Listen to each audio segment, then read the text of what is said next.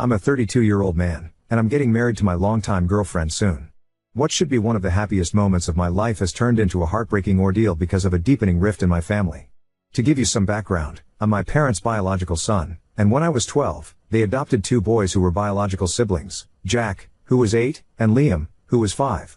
From the very beginning, it was clear that things were going to be tough. Jack came with severe behavioral issues due to some intense trauma. I'll spare the details, but it was significant. I tried my hardest to be understanding, but living with him was nothing short of exhausting. His outbursts were constant, and I often felt like I was walking on eggshells, terrified of setting him off. As we grew older, I continued to try to be there for Jack, despite everything. A few years ago, Jack fell into a devastating drug addiction. I stood by him through his darkest moments, supporting him through rehab, and doing everything I could to help him get back on his feet. It was draining and heartbreaking, but I did it because I loved him and believed that, despite our challenges, we were still brothers. The situation came to a head recently at a Sunday dinner at my parents' house. My son was working on his summer homework, which involved creating a family tree. He innocently asked Jack if he wanted to be included, and Jack just flat out said no. He didn't want to be part of it because, in his exact words, we're not real brothers. He said it so casually, like it was the most obvious thing in the world, with no regard for how much it would cut me to the core. I was utterly stunned, but what shattered me even more was that Liam, who I've always felt closer to, just sat there in silence. He didn't say a word. He didn't defend me or even acknowledge how hurtful Jack's words were. He just let it happen. I've tried so hard to be supportive of both of them, especially Jack, despite the endless challenges. So, for Jack to say that, and for Liam to do nothing, felt like a gut punch. It was as if they were both telling me that I was never truly part of their family. I decided to uninvite both Jack and Liam from my wedding. My fiancée has been nothing but supportive of my decision, but my parents are furious. They've made it clear that if Jack and Liam aren't invited, they won't attend either. It feels like history is repeating itself, with my parents once again prioritizing Jack over me, no matter how much it hurts me. I'm absolutely heartbroken that my parents would choose to miss my wedding rather than support me in this. I know Jack has been through a lot, but I've done everything I can to be there for him and for Liam, despite all the heartache. And now, I feel like I'm the one being punished for finally standing up for myself and setting some boundaries. Update 1. I decided I needed to talk to Liam. We met up at a pub, and I just laid it all out there. How hurt I was when he didn't say anything after Jack made that awful comment about not being real brothers. I was half expecting him to defend himself, but what I got was something entirely different. Liam confessed that he's been living in fear of Jack for years. He told me he kept quiet that night because he was terrified of setting Jack off, not because he agreed with him. Then he dropped a bombshell. Despite being Jack's biological brother, he's felt just as much of an outsider in our family as I have. The constant pressure from our parents to cater to Jack's every whim has worn him down, too. Liam assured me that he's always seen me as his brother and that he regrets not standing up for me sooner. Hearing that was a huge relief. He's completely on my side now, and we agreed that if Jack can't respect me as a brother, he has no place at my wedding, or in our lives. But just when I thought things couldn't get more intense, my parents decided to make everything worse. I sat them down and explained why I uninvited Jack, hoping they'd understand. Instead, they threw down an ultimatum. If Jack isn't invited, they're not coming to my wedding. No room for discussion, no empathy, just flat-out refusal. I was gutted. After all these years of putting Jack's needs above mine, this is how they repay me? I couldn't hold back anymore. I let out all the anger and frustration I've been bottling up for years. I told them how I've always been the one sacrificing, how they've always prioritized Jack, and that I was done being treated like I don't matter. I made it clear that if they choose not to come to my wedding, they're making their choice, and I'll make mine. With that, I walked out, leaving them to stew in their own decisions. Out of nowhere, Jack started bombarding me with the nastiest, most hurtful texts I've ever received. He accused me of turning Liam against him, of ripping the family apart, and had the audacity to call me selfish for abandoning him. He ranted about how he never felt like he belonged in the family and how it's all my fault for pushing him away. His words hit hard, but they also opened my eyes. Jack has spent his whole life blaming everyone else for his problems, and I've been his favorite scapegoat. This time, though, I'm not letting him guilt trip me. I didn't even respond, I just blocked his number. If he can't see what he's done wrong, then there's nothing more to say. Liam was livid when I told him about Jack's messages. He's more determined than ever to support me, and we've decided to go low contact with our parents until after the wedding. Liam's been a rock through all this, helping me with the wedding plans and making sure I'm not dealing with this mess alone. So, the wedding is still happening, but with a much smaller guest list. My parents haven't reached out since our argument, and at this point, I don't care if they show up or not. This day is about me and my fiancée, and I'm not letting anyone, not even my own family, ruin it. Update 2. 2 days after the text argument with Jack, he reached out to me. I wasn't sure what to expect when he asked if we could meet up, and I was reluctant, but I agreed. When we sat down, the first thing he did was apologize. He told me how sorry he was for what he said to my son and admitted that he didn't know why he said it. Jack seemed genuinely remorseful, and I could tell that he really meant it. This wasn't just another apology to smooth things over, this was different, and it felt sincere.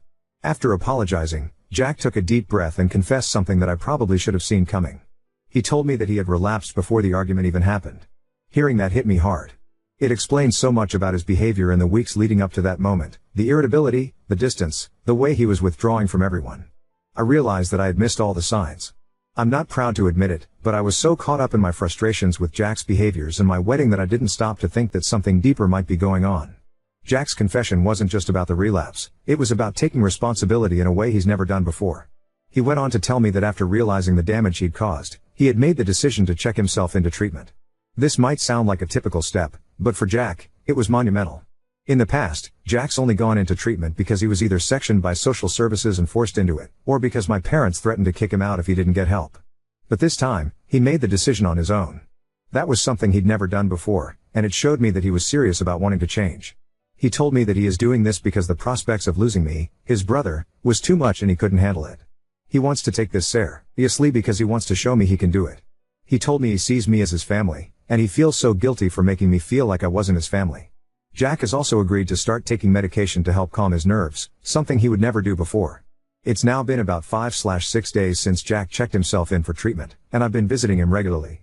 At first, I went alone because I wasn't sure how my son would feel about seeing Jack so soon after everything that happened. But after a few visits, I felt it was important for my son to see that Jack was making an effort to make things right. So, I brought him along, and Jack took the opportunity to apologize to him directly. It was a really emotional moment for me as a parent. My son is still young and doesn't fully understand everything that's been going on, but he could see that Jack was sorry, and that seemed to make a difference to him. They even spent some time together, just talking and playing, and it felt like a big step forward for all of us. Throughout all of this, my brother Liam has been incredibly supportive. We've talked a lot about Jack, and it's clear that Liam wants to see him succeed just as much as I do.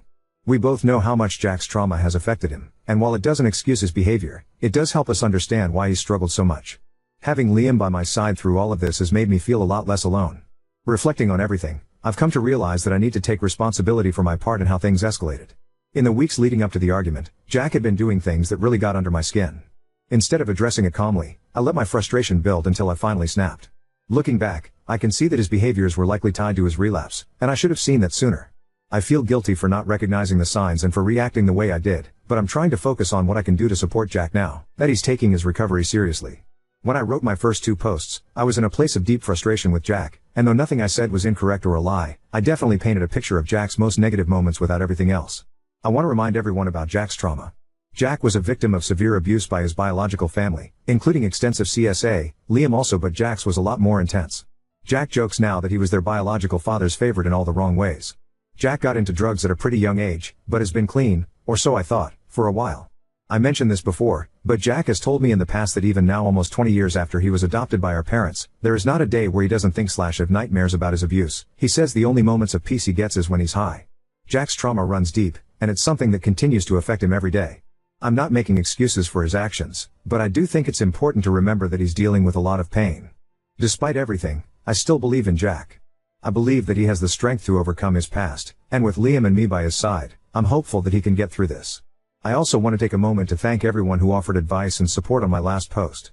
Your words helped me see things from a different perspective and gave me the push I needed to approach this situation with more compassion. There's still a long road ahead, but I'm optimistic that we're on the right path now.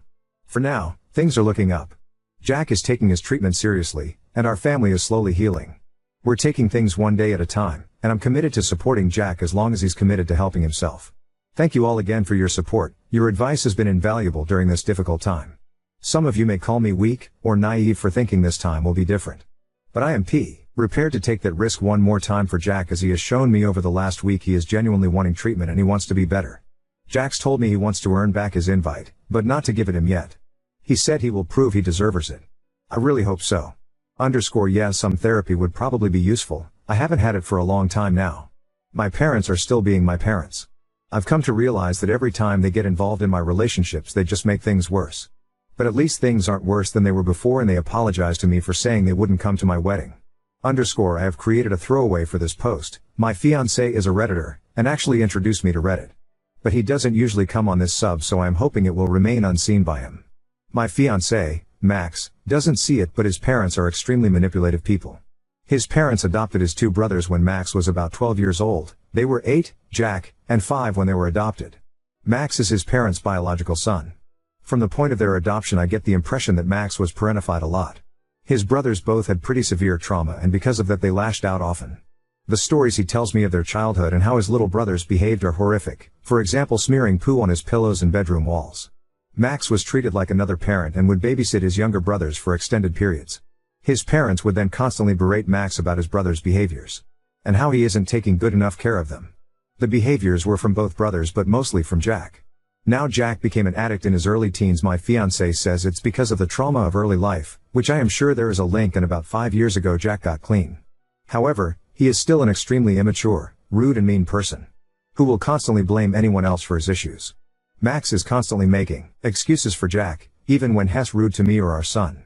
Jack in the past has texted me harassment from when even the slightest thing doesn't go his way. For example, he screamed at me, calling me a fat BTCH because I didn't hear him ask me to pass over the ketchup at a family barbecue.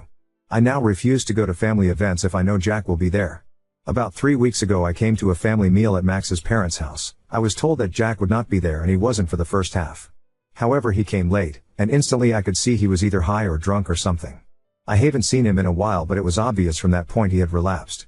I tried to tell Max because I was uncomfortable and wanted to leave, but Max asked me to stay a bit longer. Which I did. I know I am an idiot, it won't happen ever again. In less than an hour Jack had caused a screaming match, and this time it was at my 5-year-old son, and it was over something incredibly stupid, like always.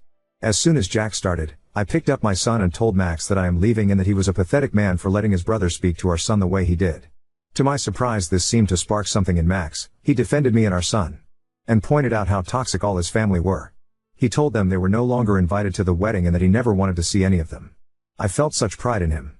But not even 3 weeks later Max is already back to his role of trying to save Jack. Jack admitted that he had a drug problem again. I could have told you that from the one meeting I had, and to which Max is acting as if it is a huge shock. I literally told him on the drive home it was obvious Jack was high. Jack went in for treatment and Max is again acting like he needs to drop his life to protect and defend his family, who, let's be clear, don't even like him. If he doesn't act like their servant and punching bag, they don't talk to him. I am so disappointed that Max is already back to this, after he told me he was going NC with his whole family. And it is making me want to call off the entire wedding.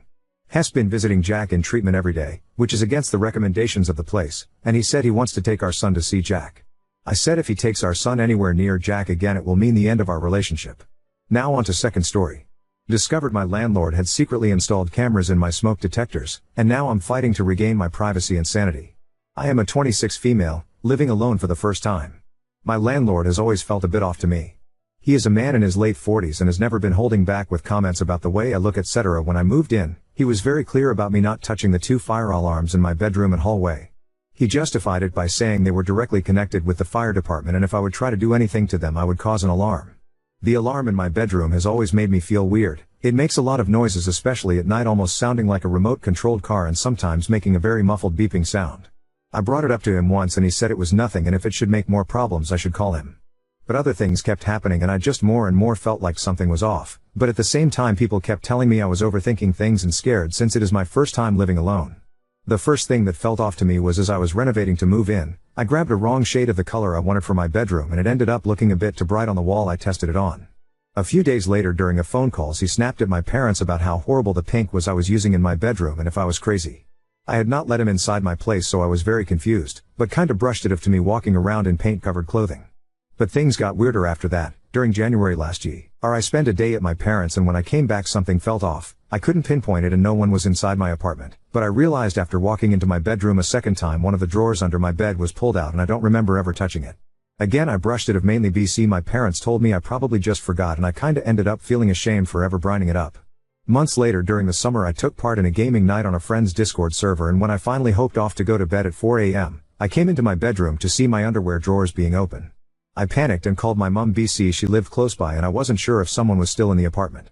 After that I installed a door chain and got an alarm for the time I spend at home. I suspected my landlord had a second key and now probably wasn't able to get inside anymore. But that didn't cover the time when I am not home. Sometimes when I come back furniture in my bedroom is slightly moved, but at this point my family keeps telling me I just forgot I moved it, that I am too ashamed to keep bringing it up. I know I sound insane, but is it possible to have cameras installed in the fire alarms? Could I call fire department and their non-emergency number just asking if they can take a look at it BC of the weird noises? I really just want my peaceful life back. Constantly knowing someone might have been in here in the past while I slept is really creeping me out and making me want to cry. Do you have any advice on what I should do? Edit. Here is a link to the pictures of the alarm. The first one is in the hallway, the second/third one with the open part is in the bedroom. I tried to take them secretly, so I apologize for the quality. Tilda, editor's note. The link doesn't work anymore. Edit 2. I never expected so many responses, so I will try to answer some questions here. First of all, my parents love and support me. I was just on a call with my mom updating her. I don't think she intended to gaslight me at all. They are not in contact with my landlord. My mom is reasonably upset right now and probably would go have a talk with him RN if she could. My landlord lives in another city. He just owns a bunch of apartments here. But he is here multiple times a week. I live in Germany, so any US law stuff doesn't really apply. Sorry for not clarifying sooner. My plan of action RN is, I am gonna call the fire department tomorrow morning to have them come by, and I have a family friend come by on Monday to put in new locks. I want to check the alarms, but I am not very tall and I don't have a ladder here RN, so I cannot rip them off even though I would love to. Update 1. I had a call with the fire department and they told me the alarm is not connected to them in any way, shape or form, and that it is extremely fishy that the one tinkered with is the bedroom one. I also completely forgot I do have a storage room that has an alarm that looks identical to the one in the hallway. They told me to ask around in my friends and family if anyone knows a bit about electricity and have them come by to take it off and take a look inside.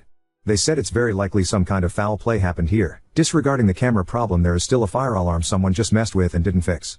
My mom's best friend is an electrician and I will try to reach him today to ask if he can come by ASAP. Otherwise I know he is going to be around on Monday, so I might have to wait a bit longer. Either way I will keep you updated. Thank you so much for your support. Edit. Friend is going to stop by on Monday, so likely no update until then. It was advice not to rip them off in case there is anything wrong about it.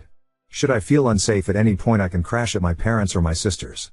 Edit. I just want to clarify for those who are confused why I don't just rip it off. It belongs to my landlord. If it's true what one of the posters said and it is put up wrongly, my landlord can get in trouble for that, but so can I for ripping it off. I would have to pay both for a new smoke detector and a person to put it up, and I don't have the money to risk doing that. Okay, nothing weird has happened since then and I am pretty sure I will have more answers until then. The only other thing that I'm already doing anyway, was that a neighbor and I were talking, and while the topic of safety came up she just said you should change your locks without really knowing anything that happened to me here. Update 2. Today was very stressful. While as far as I know BC of my mom's friend my smoke detector is okay right now, but there is other stuff that came up. I don't know and can't say more about what is going on RN. I am not like to well known about what I would be able to say, but I rather not risk it, since there is ongoing police investigation.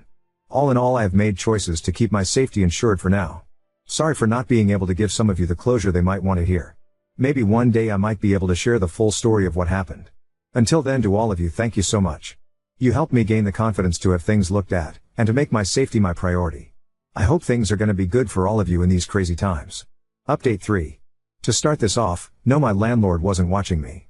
But this is how I found out that someone still did something with my fire alarms or tried to remove them without contacting the people who actually installed the alarms. I cannot say if it was my landlord or possibly the person living there before me. I did mention a police investigation that ended up being connected to this. Since the entire thing is finally over and I had some time to heal, I will add what happened that was in relation to this. My ex was stalking me and tried breaking into my apartment one night during the time I was still actively updating the Reddit post. I was at home during that time. AND thankfully was able to scare him off after locking myself in the living room. This was added to an already ongoing investigation against him, so I wasn't able to update this anymore. Since there was reason to suspect he might have gotten into my apartment at an earlier point while I wasn't home. I do not know if he was able to possibly get into my apartment while I wasn't home before the night where I was. Or if it possibly was my landlord. But everything that happened led to me not feeling safe anymore, and with the lockdown and the ongoing investigation my mental health broke down hard. My PTSD was running overtime and I ended up having to admit myself to a clinic for a while in 2022. I worked a lot on myself and changed things in my life. I am no longer living alone and I am in way better contact with my parents by now. I moved and I feel much better by now. I am sorry it took so long to update. The police investigation ended up making it to court and it took forever for things to be sorted out. After everything was over I struggled very hard for a while, but with the help of my support system and therapy I made it through that. The years were rough, but I thankfully am in a better place now. And yes, my ex did get punished for what he did. And all the fire alarms got fixed too. Again, sorry this took so long to update. I don't like thinking back to that time BC, it left a pretty deep scar.